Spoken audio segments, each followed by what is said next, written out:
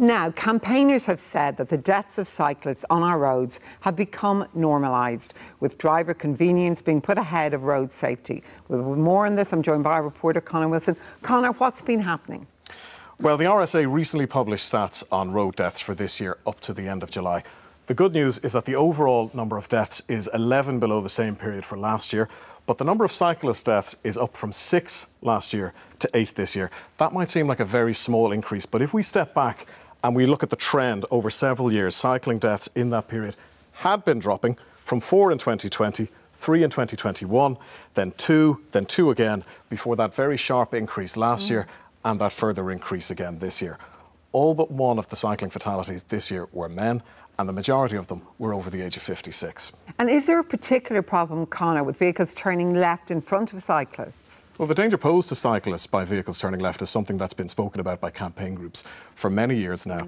So the collisiontracker.ie website, that's run by the Dublin Inquirer, it's recorded just over 2,000 incidents since it went live. This includes collisions, near misses and other hazards. And of those 2,000 logged incidents, nearly 1 in 6 of them involved a vehicle turning left. And Conor, you've been out talking to one family who've been really impacted by this.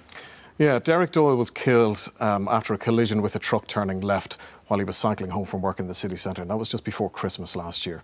We met with his wife Tania and their daughter Hazel-Lynn, and they spoke about the impact that his death has had, but also the concerns that they have about cycling safety. I met Derek when I was about 16. He went into the army about 18. He went on then served many years, 5th Battalion. He went overseas to Lebanon peacekeeping force and then went on to join the Air Corps. The last number of years he was up in government buildings, Leinster House. Absolutely loved it. Loved being with people, people person. Very honourable, a very genuine person. He's very, very funny man, very funny. Very political as well, but all around, really, everybody loves their dad. But I really loved mine. He was great. It was obviously 5 days before Christmas, and I was upstairs and I heard banging on the door, and there was 2 or 3 guards. And one of the guards said, "Hi, Tania, can we come in?" I said, is it my daughter, Hazel? And they said, it's actually Derek. And I said, what's wrong? And they said, he's had an accident. And I said, well, what hospital is he in? And they said, we need to come in and talk to you. You need to come in and sit down. I actually can't remember much more after that. I just know that I couldn't manage my phone because obviously I was in shock. And I handed my phone to one of the guards, obviously to ring Hazel. I was meeting my pal for Christmas, just for an hour. And I actually answered the phone and I said, "Ma'am, everything okay?" And it was actually a guard. He said something very serious is after happening. He said, "We're here with your ma'am. You need to start making your way home." The guards met me in the garden and he said to me, he says, "Hazel, your dad's after been killed." And we came in and Mum was sitting over there. And that moment, our world just turned upside down. As far as we know, Derek was cycling through the junction and was hit by a lorry. And he was run over on his bicycle and found under the left-hand wheel of the lorry. We couldn't get Derek home for 10 days because his body wasn't identifiable. And Hazel had to do a DNA test, a lock of her hair and saliva, so her daddy's body could be identified. Something that will never leave me. To have to give a piece of yourself to identify your dad is something nobody should ever have to do. We had to have a closed coffin, so we never got to say goodbye. Dad was a military man. Everything my dad done was by the book. And growing up as an only child and obviously an only girl was quite frustrating sometimes because everything had to be done correctly. You could see him coming down the road before you even knew it was him. You could see him from Mars. He was lit up like a Christmas tree. He even had a fluorescent bag on the back of his bike. He would be the one to give out about cyclists going through red lights. He'd be the one to make sure he stops. He drove like a snail and he cycled like a snail. And he was doing everything the way he was supposed to do it, but this still happened. I mean, what protection can you have with a 20 or 30 tonne heavy loaded lorry? Probably none. I've been told the truck was turning left at the junction. Trucks on the road need to be safe.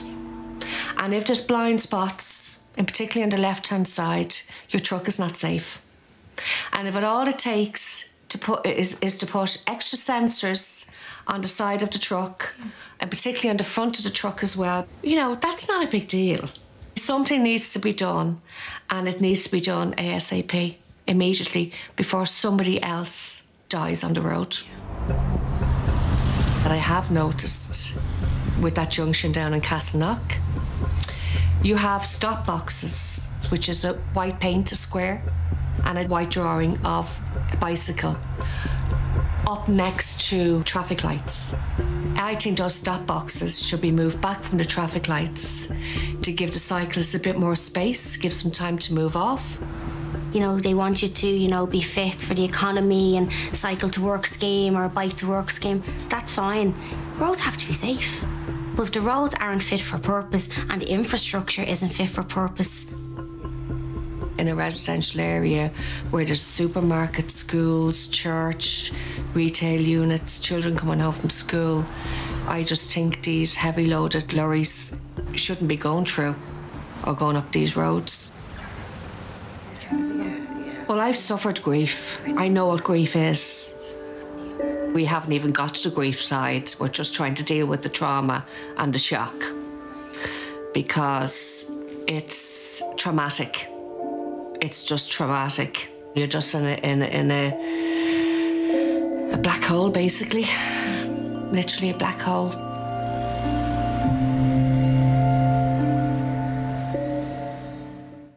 Tania and Hazel-Lynn Doyle talking to you there, Conor, about their beloved father and husband, Derek. What are the big issues that the family have, Conor, with where Derek was tragically killed? Well, it's important to say, Miriam, there is an active investigation into Derek's death, and we don't have all the details yet. But we did hear Tania there talking about the concerns that she has about the safety of that junction. For most of Derek's commute home, he'd have been cycling in well-protected bike lanes. But once he leaves the Phoenix Park, a lot of that protection is gone. And in Castleknock village, there is a narrow, unprotected cycle lane, but it stops at the junction where Derek was killed.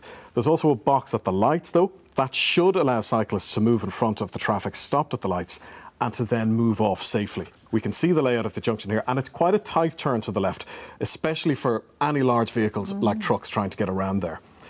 We actually spent some time monitoring this junction last week, and vehicles were constantly stopping at the lights inside the box for cyclists, leaving little or no room for bikes.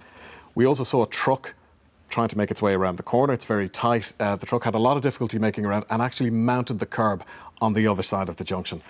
This is just one junction. Cycling campaigners will say there's junctions like this all over the country, and what we should be doing is looking to the likes of the Netherlands for a systemic and sustainable approach to eliminating these kinds of dangerous designs. We did talk to Fingal County Council, and it said that they conducted a collision report after the fatality at the site of the incident, and it found that there were no safety concerns at that junction. It has no plans for any works on the junction, and it has no plans to remove HGVs from that route. I assume, Conor, that trucks pose a much bigger danger to cyclists than cars simply because of their size. Well, it's not just the size of the truck, it's also the height and the size of the cab. That means they can have significant blind spots, especially when turning left. Now, we'll look at this here. This shows the scale of the problem. We have a truck stopped at a light. We can clearly see lots of cyclists all safely stopped beside it. But with current mirrors and cab design, the truck driver can only see the cyclists in green here. The cyclists in red can't be seen by the driver. New EU regulations will stop the sale of trucks with these blind spots, but only from 2029. Other countries are already doing something about it. The City of London has effectively banned trucks with obstructed vision from the city unless they've been retrofitted with sensors and cameras. We don't have any plans to follow suit here in Ireland.